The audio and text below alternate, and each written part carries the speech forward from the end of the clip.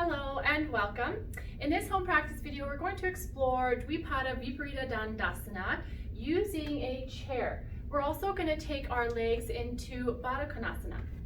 So have a belt and have a mat and have a chair.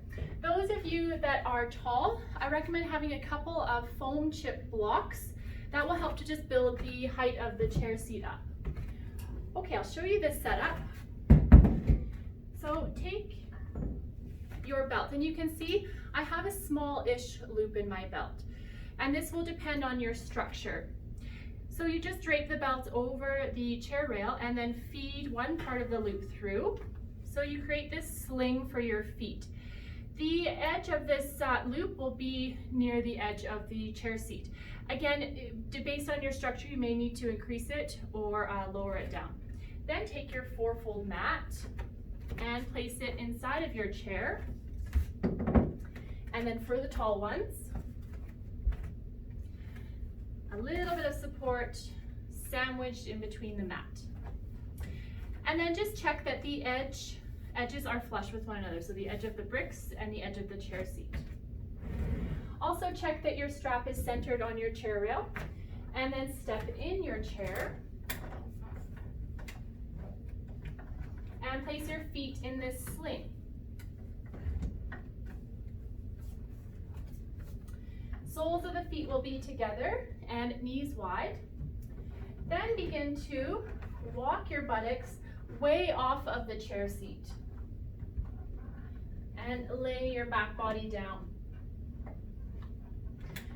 Then you can take your hands and start to push into the chair rail. And as I push into the chair rail, I'm dragging the skin of my back body down towards my tailbone. And I come back just until the bottom tips of the shoulder blades hit the edge of the blocks or the chair seat. Then you can take your hands underneath, hold onto the back chair rail, and continue to pull the chair seat into the shoulder blades. Let the head go.